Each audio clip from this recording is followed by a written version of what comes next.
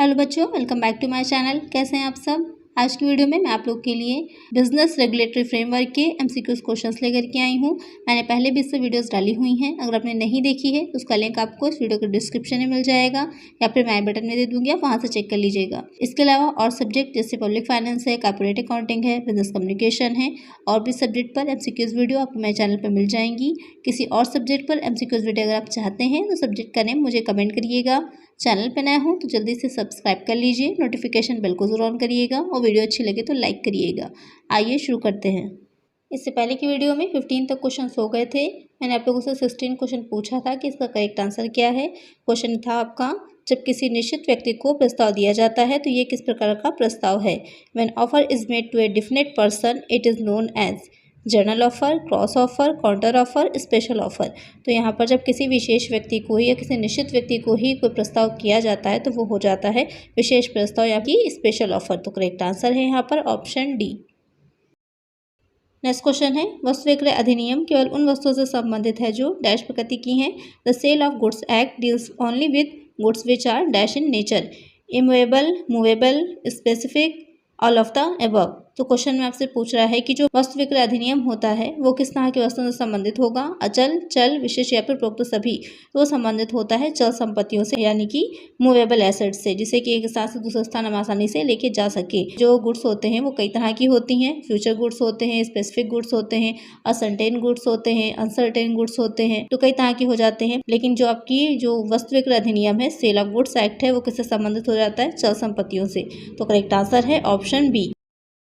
Next question है, विक्रय के अनुबंध के समय जिन वस्तुओं की पहचान की जाती है उन्हें डैश माल कहा जाता है। Goods that are identified at the time of contract of sale is called dash goods, specific, ascertain, clear goods, both A and B. Question में आपसे पूछ रहा है कि जब जो विक्रय का अनुबंध होता है तो उस टाइम जिन वस्तुओं की पहचान हो जाती है, आइडेंटिफाई कर लिया जाता है, तो वो किस तरह की वस्तुएं कहलाती है, कौन सा माल होता है।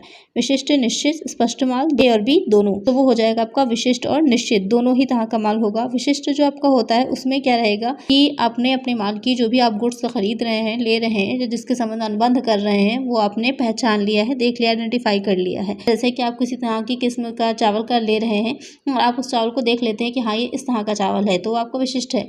लेकिन और जब जो निश्चित माल होता है, जब आपने उसमें से, जैसे कि आप ऑरेंजेस लेने गए, संतरे लेने गए मार्केट में, तो वहां पर आपने उसमें से 1 किलो, 2 किलो या 5 किलो जितने भी छांट करके अलग कर लिए, तो वो हो जाएगा निश्चित माल। तो ये डिफरेंस हो जाता है दोनों में, स्पेसिफिक गुड्स में और असर्टेन गुड्स में। तो यहाँ पर जो आपकी ये दोनों ही क्या है, इनमें वस्तुओं की पहचान अनुबंध के समय ही हो जाती है। तो करेक्ट आंसर है यहाँ पर option D, both A and B. Next question है, डैश एक बंधन है जो अनुबंध के उद्देश्य के लिए समपार्श्विक है।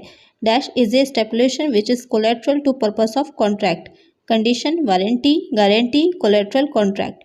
क्वेश्चन आपसे पूछ रहा है कौन सी चीज है जो एक तरह का बंधन है और जो अनुबंध के उद्देश्य से संपार्श्विक है। शर्त, आश्वासन, गारंटी, संपार्श्विक, अनुबंध। आपने पढ़ा होगा जो स्टेपुलेशन या बंधन होता है वो दो तरह का होता है। एक हो जाती है शर्त यानी कि कंडीशन, दूसरा हो जाता है आश्वासन यानी कि वारंटी। आप स्क्रीन पे एक चार्ट देख रहे होंगे, तो जो शर्त होती है, कंडीशन होती है, उसमें क्या रहता है कि शर्त एक ऐसा बंधन होता है जो अनुबंध के मुख्य उद्देश्य के लिए आवश्यक होता है और अगर उसका खंडन कर दिया जाएगा तो वहां पर क्या होगा, अनुबंध जो भी कॉन्ट्रैक्ट है वो उसका परित्याग किया जा सकता है, उसे तोड़ा जा सकता है या समाप्त किया जा सकता है। लेकिन जो आपका आश्वासन होता है, वारंटी होती है, वो क्या होता है, मुख्य आशय के लिए संपार्श्विक होती है, कोलेटरल होती है। उसका खंडित होने पर या पूरा ना होने पर आप सिर्फ कंपनसेशन के लिए बात प्रस्तुत कर सकते हैं, वहां पर अनुबंध का खंडन नहीं किया जा सकता, अनुबंध को समाप्त नहीं किया जा सकता। यही दोनों में मेन डिफरेंस है, जो आपकी कंडीशन है और दूसरा जो आपका वारंटी है। तो क्वेश्चन में जो आपसे पूछ रहा हो यही पूछ रहा था कि कौन सा संपार्श्विक है, तो वो हो जाएगा आश्वासन। इसमें भी आपकी जो शर्त होती है, आश्वासन होता है, उसके भी दो तरह के होते हैं। जो कंडीशन होगी वो एक्सप्रेस कंडीशन और दूसरी हो जाएगी इम्प्लाइड कंडीशन,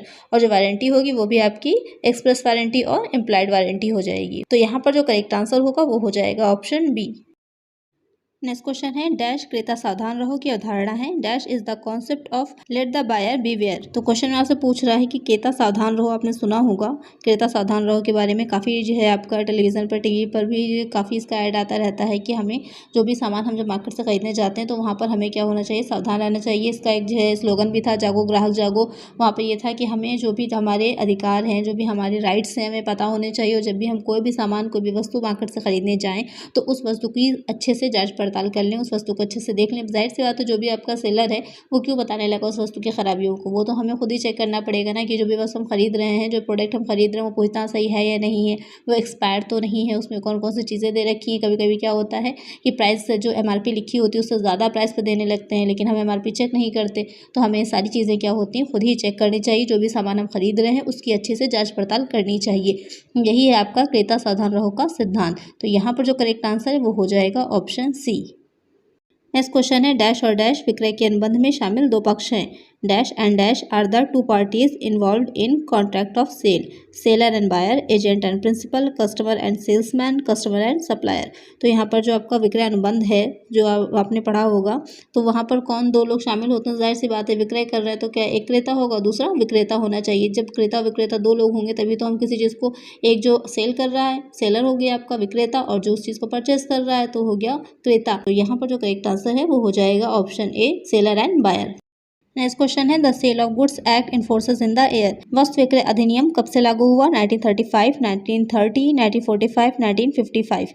क्वेश्चन आपसे पूछ रहा है जो वस्तु विक्रय अधिनियम था तो कब से लागू हुआ, तो वो हुआ आपका 1930 से 1930 से। उससे पहले क्या था, जो अनुबंध अधिनियम है कॉन्ट्रैक्ट एक्ट है उसी की ही एक अलग से अध्याय था, एक अलग से उसकी जो सेक्शंस दे रखी थी उसके अंदर में जो भी वस्तुएं थी उससे संबंधित सारे नियम थे। लेकिन उसके 1930 में क्या हुआ, वस्तु विक्रय अधिनियम आया, उसके बाद उससे रिलेटेड जितनी भी चीज़ें थी वो इसी अधिनियम के अनुसार चलने लगी। तो यहाँ पर करेक्ट आंसर हो जाएगा ऑप्शन बी। नेक्स्ट क्वेश्चन है वस्तु विक्रय अधिनियम के अंतर्गत अनुबंध की विषय वस्तु होनी चाहिए। The subject matter of the contract under sale of goods act must be money, goods, immovable goods, all of the above. तो क्वेश्चन आपसे पूछ रहा है जो आपका वस्तु विक्रय अधिनियम है उसके अंतर्गत जो अनुबंध हम करते हैं तो उसकी विषय वस्तु क्या होगी, उसकी विषय वस्तु हो जाएगी माल यानी कि गुड्स। तो करेक्ट आंसर हो जाएगा ऑप्शन बी। नेक्स्ट क्वेश्चन है वस्तु विक्रय अधिनियम के अंतर्गत विक्रय एक डैश अनुबंध है। Sale under sale of goods act is a dash contract, executory, executable, executed, none of the above. तो यहाँ पर जो आप वस्तु विक्रय अधिनियम है उसमें जो सेल कर रहे हैं तो वो किस तरह का अनुबंध होगा, वो हो जाएगा निष्पादित अनुबंध यानी कि एग्जीक्यूटेड कॉन्ट्रैक्ट। तो करेक्ट आंसर है ऑप्शन सी। नेक्स्ट क्वेश्चन है विक्रय में विक्रेता से क्रेता को संपत्ति का हस्तांतरण होता है। In sale the transfer of property in goods from the seller to the buyer take place at the end of contract, immediately, in a future date, both A and B. तो क्वेश्चन आपसे पूछ रहा है कि जो अधिनियम है इसके अंतर्गत जब विक्रेता से क्रेता को संपत्ति का हस्तांतरण होता है तो कब किया जा सकता है, अनुबंध के अंत में, तत्काल, भविष्य की किसी तारीख में, ए और बी दोनों। तो यहाँ पर जो संपत्ति का हस्तांतरण होता है वो अनुबंध के अंत में भी हो सकता है और तत्काल भी हो सकता है, यानी कि फौरन ही जब हम बात कर रहे हो, जब प्रपोजल दिया गया सामने वाले ने उसे एक्सेप्ट किया हो, एग्रीमेंट बना हो, उसके साथ ही क्या हो संपत्ति को हम दे भी दें। और दूसरा आपका हो जाएगा कि अनुबंध के अंत में। तो दोनों ही कंडीशन सही हैं, तो यहाँ पर करेक्ट आंसर हो जाएगा option D, both A and B. Next question है विक्रय के ठहराव में विक्रेता से क्रेता को संपत्ति का हस्तांतरण डैश को होता है। In agreement to sell the transfer of property in goods from the seller to the buyer takes place at the end of contract, immediately, in a future date, both B and C. तो इससे पहले के question में आपने देखा वहाँ पर क्या हो रहा था, अनुबंध के अंत में या तो तत्काल जो संपत्ति थी उसका हस्तांतरण हो जाता था, लेकिन यहाँ जो विक्रय का ठहराव होता है उसमें जो संपत्ति होती है उसका हस्तांतरण क्या होता है, या तो भविष्य में किसी तारीख में होता है या फिर कोई शर्त पर निर्भर अगर होता है तो भविष्य में उस शर्त के पूरा होने के बाद संपत्ति का हस्तांतरण होता है। तो यहाँ पर करेक्ट आंसर है ऑप्शन सी। नेक्स्ट क्वेश्चन है वस्तु विक्रय अधिनियम का उद्देश्य वस्तु के डैश का हस्तांतरण करने पर सहमत होना है। Transfer or agree to transfer the dash of the goods is the purpose of sale of goods act, property, position, value, uses. तो क्वेश्चन में आपसे पूछ रहा है जो वस्तु विक्रय अधिनियम है तो वहाँ पर उसका उद्देश्य वस्तु की किस चीज़ का हस्तांतरण करने से होता है या उस पर हस्तांतरण करने पर सहमत होने से। तो उसका स्वामित्व या अधिकार, जब स्वामित्व या अधिकार को हम दूसरे व्यक्ति को देते हैं तभी हमारा वस्तु विक्रय पूरा होता है। तो यहाँ पर करेक्ट आंसर हो जाएगा ऑप्शन बी। नेक्स्ट क्वेश्चन है GST was introduced in India with effect from dash. Bharat में जीएसटी कब लागू हुआ, तो आपको यहाँ डेट्स दे रखी हैं, आपको उसमें से बताना है कि किस डेट में जो जीएसटी था वो लागू हुआ था। तो आपको याद होगा जो जीएसटी लागू हुआ था वो 1 जुलाई 2017 को लागू हुआ था। तो यहाँ पर जो करेक्ट आंसर है वो हो जाएगा ऑप्शन डी।